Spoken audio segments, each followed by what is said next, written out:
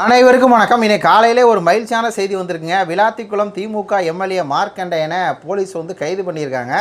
எதுக்கு கைது பண்ணாங்க அப்படின்னா, முதலமைச்சர் விஜய் அவர்களுக்கு கொலை மிரட்டல் விட்டாப்புல. இதுக்கு மேலே எவனாலும் கொலை மிரட்டல் விட முடியாரா அப்படிங்கிற அளவுக்கு கொலை மிரட்டல் விட்டுருக்காப்புல. முதல்ல இந்த வீடியோ பாருங்க. இனிமே பேச ஆரம்பிக்கிறதுக்கு முன்னாடி தலைவர் அவர்களே எல்லா டோரையும் இழுத்து லாக் பண்ணுங்க சொல்லிட்டு தான் பேச ஆரம்பிக்கணும் போல் இருக்கு. ஏன்னா பேசிருக்கும் போது எஞ்சி ஓடிடுறாங்க. 5 நிமிஷம் பேசினதுக்கே குளத்தூர்ல கொத்து பரோட்டா போட்டாங்க.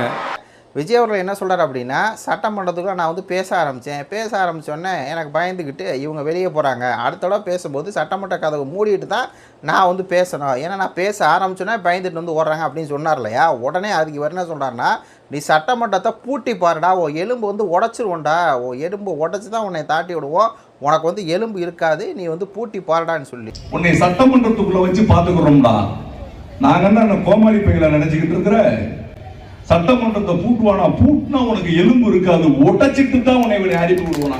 எலும்பு உடச்சி விடுவேன், எலும்பு உனக்கு இருக்காது, எலும்பு உடச்சி தான் தாட்டி விடுவோன்னு சொல்லி ஒரு முதலமைச்சரை ஆபாசமாக ஒரு மேலே இழிவாக கொலை மிரட்டலை விடுறாரு. உன்னால் என்ன பண்ண முடியுமோ பண்ணிப்பார், எங்களுடைய தலைவரை நீ அவமரியாதையாக பேசுகிறீல, இவ்வளோ தூரம் அவமரியாதையாக பேசும்போது நான் பார்த்துட்டு சும்மா இருக்க முடியாது, சட்டமன்றத்தில் உனக்கு இருக்குது அப்படிங்கிற அளவுக்கு ஒரு மேலே இழிவாகவும் ஆபாசமாக பேசுகிறாரு. என்ன பயந்துக்கிட்டு தான் நாங்கள் போயிட்டோம் அப்படின்னு சொல்லி நீ சொல்கிற, நாங்கள் பயந்துக்கிட்டு நாங்கள் போனோமா? இல்லை கரூர் சம்பவத்தில் இரவோட இரவா நீ கரூர் விட்டு கேரவானில் யார் இருந்தா? நீ தானே ஓட்டுன, நாங்கள் சட்டமன்றத்தை விட்டு ஓடணுமா? இல்லை நீ கேரவானில் விட்டுட்டு ஓடனியா அப்படின்னு கேட்டு சொல்கிறாரு. பேய் அடித்த மாதிரி சட்டமன்றத்தில் உட்காந்துருக்கா அப்படிங்கிறாரு. அப்போது இந்த வீடியோ பாருங்கள். விஜய் அவர்கள் இந்த இடத்துல ஒரு விஷயம் சொல்லியிருப்பார். குளத்தூரில் நான் 5 நிமிஷம் தான் பேசினேன், அதுக்கே கொத்து புரோட்டா போடப்பட்டது, ஸ்டாலின் தோற்று போயிட்டார் அப்படிங்கிறத விஜய் அவர்கள் சொன்னோடனே இவர் சொல்கிறாரு, உன்னைய மாதிரி 1000 கொத்து புரோட்டா நாங்கள் பார்த்துருப்போம், உனக்கு கொத்து புரோட்டா ரெடியாக இருக்குடி அப்படிங்கிற அளவுக்கு விஜய் அவர்களை ஒரு மேலே வாடா போடா எலும்போட போண்டா அதான்னு சொல்லிட்டு அரசியல் ரீதியாக ஒரு விமர்சனம் வைக்காமல் அடிப்பேன், குத்துவேன், உதப்பேன், இதே ஒரு வேலையாக பார்த்தீங்கன்னா இந்த மார்க்கெட் பண்ணியிருக்கேன். அதனால் போலீஸ் கைது பண்ணி இன்றைக்கி கூட்டிகிட்டு போயிருக்காங்க. இதில் முன்னாள் முதலமைச்சர் மு.க. ஸ்டாலின்கிட்ட ஒன்று கேட்குறேன். ஒரு நாம் தமிழ் கட்சிக்காரனா, உங்கள் கட்சிக்காரங்க எல்லா கட்சி தலைவரும் இப்படி இழிவாக தான் பேசணுமா? ஏன் அவர் விஜய் உங்களை இப்படி கிண்டல் பண்ணுறாங்க, நீங்கள் அதுக்கு தகுந்த மாதிரி பேச வேண்டியதானே? அதை விட்டு எலும்பு உடைப்பேன் அதை உடைப்பேன்னு சொல்லி பேசியிருக்காங்களே மு.க. ஸ்டாலின் அவர்களே. நீங்கள் ஒரு பொம்மை முதலமைச்சர்னு சொல்லி எடப்பாடியார் சொல்லிட்டே இருப்பார்.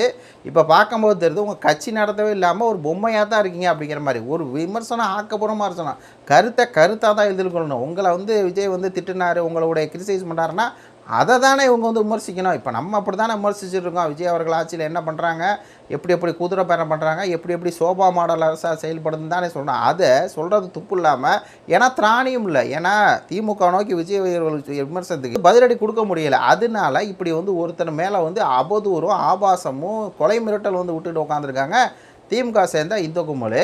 இதில் ஒன்று சொல்லணும் அப்படின்னா, இதெல்லாம் யாரோட தூண்டுதல் நடக்குது அப்படின்னா, உதயநிதி அவரோட தூண்டுதல் நடக்குது. விஜய் அவர்கள் ஒருமையில் இழிவாக பழித்து பேசணும் அப்படின்னு சொல்லி. ஏன்னா சட்டமன்றத்தில் எங்கள் அப்பாவை காணோம் அப்படின்னு சொல்லி பேசிடுறாரு விஜய். அதுக்கு உடனே உதயநிதி ஸ்டாலின் என்ன பண்ணுறாரு, போய் செங்கல்பட்டு நீதிமன்றத்தை என்னுடைய கணவனே காணோம்னு சொல்லி ஒரு பெண் இருக்காங்க அப்படின்னு சொல்லி அதுக்கு பதில் கொடுக்குறேன் அப்படின்னு சொல்லி கொடுக்குறாருன்னா, இதுக்கெல்லாம் காரணம் யாருன்னா, இப்படி பேசுகிறதுக்கு காரணம் யாருன்னா அந்த உதயநிதி ஸ்டாலின் தான்.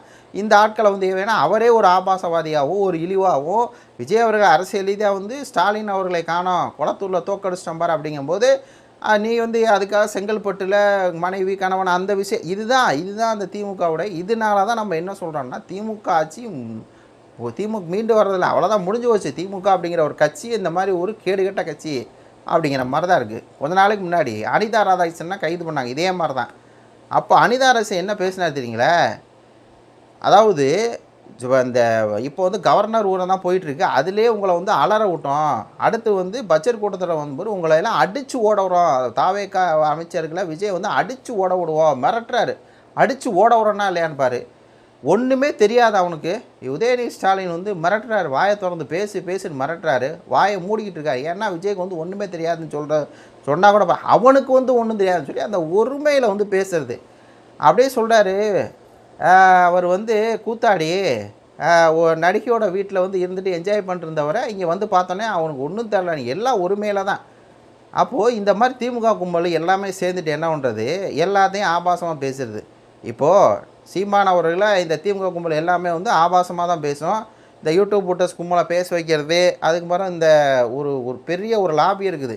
அந்த லாபியை வச்சு இந்த விடுதலை சிறுத்தைகள் கட்சி, ஏன்னா அங்கே இருந்தாங்கல்ல, இப்போ இங்கே இருக்காங்க, இங்கே இருக்கிறாங்க தாவேக்கால, அங்கே இருக்க வரையும் அந்த மாதிரி ஒரு பெரிய லாபி வச்சு கேவலமாக தரங்கட்டத்தனமாக இவங்க வந்து பேசுனாங்க. இப்போ அதே பாணியே அவர் சீமான ஆட்சியில் இல்லை. ஆனால் சீமானவரில் அந்த முத்தார் அப்படிங்கிற கேடு கட்டாமல் அவ்வளோ இழிவுபடுத்தினானே, அவனை போன ஆட்சியில் கைது பண்ண முடியல. இந்த ஆட்சியில் விஜய் அவர்கள் தூக்கி உள்ள வச்சாரா, அதுக்கு நம்ம வந்து வாழ்த்துக்கள் தெரிவிக்கணும். சூர்யா தூக்கி உள்ள வச்சா வாழ்த்து. ஏன்னா இந்த மாதிரி ஆட்களை பேச வைக்கிறது யாருன்னா திமுக தான். சீமானவர்களை இழிவுபடுத்தி விஜய் அவர்களை ஒருமையாக பேசு, விஜய் அவர்களை வந்து விபச்சார விடுதியில் அப்படிங்கிற மாதிரி வந்து ஒரு விஷயத்தை பரப்புனா இந்த முத்தார் அதுக்கு தான் தூக்கி வந்து இந்நேரம் கம்மி பண்ணிக்கிட்டு இருக்கிறான் இந்த முத்தார் அப்படிங்க. அப்போ இதுக்கெல்லாம் பின்னணியில் இந்த திமுக அப்படிங்கிற ஒரு ஆபாச கட்சி இருக்குது. அந்த ஆபாச கட்சியை தடை பண்ணணும். ஒரு விஷயம் இப்போ சீமானவர்களாக விஜயை பற்றி நம்மளும் விமர்சனம் வச்சுக்கிட்டே இருக்கோம். நம்மளும் தொடர்ந்து வந்து விஜய் அவர்களை வந்து ஏற்றி பேசிட்டே இருக்கோம், விமர்சனம் வைக்கிறோம். ஆனால் எந்த இடத்துலையுமே ஒரு தனிநபர் தாக்குதலையோ எலும்பை உடச்சிருவேன், எலும்பை அடிச்சிருவேன், உன்னை தூக்கிடுவேன் அப்படிங்கிற மாதிரிலாம் இல்லை. நம்ம வந்து நம்மளுடைய நாகரிகமாக இப்போ சூயஸ் நிறுவனத்துக்கு விஜய் அவர்களையே வந்து அனுமதி கொடுத்தாரு, அது மண்ணுக்கு மக்களுக்கு செய்யக்கூடிய துரோகம், சேலம் மாவட்டம் அழிய போகுது அப்படின்னு நம்ம வந்து கண்டனம் தெரிவிக்கிறோம். அதே மாதிரி தமிழ்நாட்டில் நடக்கக்கூடிய எல்லா பிரச்சனைகளுக்கும் இப்போ உதாரணத்துக்கு எடுத்துட்டீங்க அப்படின்னா ஆணவ படுகொலை வந்து நடக்குதுன்னா, நீங்கள் வந்து போன ஆட்சியில் அஜித்குமாருக்கு அப்படி வந்து ஆணவ படுகொலை நடக்குதுன்னு கேட்டீங்க சொன்னீங்களே, இப்போ நீங்கள் என்ன போனீங்க, என்ன நடவடிக்கை எடுத்தீங்க அப்படின்னு சொல்லி நம்ம சொல்கிறோம். எல்லாமே நம்ம விமர்சனம் வந்து ஆக்கப்பூர்வமாக இருக்குது. இப்படி ஆக்கப்பூர்வமாக இருக்கும்போதே இந்த தாவேக்கா தற்கொலை கும்பலை என்ன பண்ணுதுன்னா, நம்மளை வந்து கடிச்சு வச்சுக்கிட்டு இருக்குது. நம்மளை வந்து கடிச்சு வச்சுட்டு ஒரு மேலே பேசிட்டு சீமானவரில் ஒரு மேலே பேசிக்கிட்டு உட்காந்துருக்குது, இழிவுபடுத்திட்டு உட்காந்துருக்குது. உதாரணத்துக்கு லாயலா மணிக்கு எதுக்கு நம்ம வந்து சொல்கிறோம், இவருக்கு தகுதியே இல்லைங்க, ஒரு துளி தகுதி கூட இல்லைங்க அப்படின்னு சொல்லி ஏன் சொல்கிறோம் அந்த கல்வி தலைவர் பதவிக்கு, அந்த இப்போ ஒரு பதவி அதுக்கு. ஏன்னா இவர் சீமானவர்களை ஆமான அப்படின்னு பேசுகிறது, ஆமைக்கறி அப்படி இப்படின்னு பேசினா, அப்போது நம்ம விமர்சனம் வைக்கிறது என்ன, அந்த ஒரு தர்க்க ரீதியாக நான் இந்த விளாத்திக்குள்ள எம்எல்ஏ மார்க்கண்டேயன் மாதிரி அடிச்சிருவோம், உடச்சிருவோம், தூக்கிடுவோம், கட்டிடுவோம், அது பண்ணிடுவோம், இது பண்ணிடுவோன்னே நம்மளே வன்மையாக கண்டிக்கிறோம். ஜனநாயக ரீதியாக தான் என்ன பண்ணுவோம், ஒரு கருத்து விஜய் அவர்கள் வைக்கிறாரா, என்னை பார்த்துட்டு உன் பையன் ஓடிட்டீங்க அப்படிங்கிறாரா, சட்டமன்றத்தை பூட்டிட்டு தான் பேசணும் அப்படிங்கிறாரா, சபாநாயகர் சொல்லிட்டு அதுக்கு நீங்கள் என்ன பதில் சொல்ல போகிறீங்க, நாங்கள் சட்டமன்றத்திலே உனக்கு வந்து பதிலடி கொடுக்குறோம் உங்களுக்கு அப்படின்னு பேசணுமா? சட்டமன்றத்தில் வச்சே உன் எலும்பை உடைக்கிறான், உனக்கு வந்து எலும்பு இருக்காது, எலும்பை அடித்து விரட்டிட்டு இப்படியெல்லாம் சொன்னால் அப்போ கைது தான் பண்ணணும். இந்த கைதை வந்து வரவேற்கத்தக்கது. எப்படி முத்தாரை கைது பண்ணால் நாங்கள் வரவேற்றமோ, எப்படி வந்து அனிதா ராதாகிருஷ்ணன் கைதை வந்து வரவேற்றமோ, அதே மாதிரி செந்தில் பாலாஜியுடைய கைது பண்ண முடியலை, அதான் அந்த கைது அப்படிங்கிற அந்த பொசிஷனுக்கு போயிட்டுருக்கு. அதையும் நம்ம குதிரை பேராக செந்தில் பாலாஜி பண்ணியிருப்பார் கண்டிப்பாக. செந்தில் பாலாஜி அந்த ஆட்கள் வந்து 10-15 பேரை கைது பண்ணியிருக்காங்களா, இந்த திருநாவுக்கரசு உள்பட, அதெல்லாம் நம்ம வந்து வரவேற்கிறோம். செந்தில் பாலாஜி முன்ஜாமீன் வாய்ந்தாலும் செந்தில் பாலாஜி கைதே நம்ம வந்து வரவேற்கிறோம். இந்த திமுக அரசுடைய இந்த ஏவாவேலு வந்து லஞ்ச ஒழிப்புத்துறையுமா, தமிழ்நாடு லஞ்ச ஒழிப்புத்துறையுமா வச்சு அந்த ஏவாவேலு வந்து தூக்கி இது பண்ணுறதை நம்ம வந்து வரவேற்கிறோம். மற்றபடி கொள்கையை வேறு.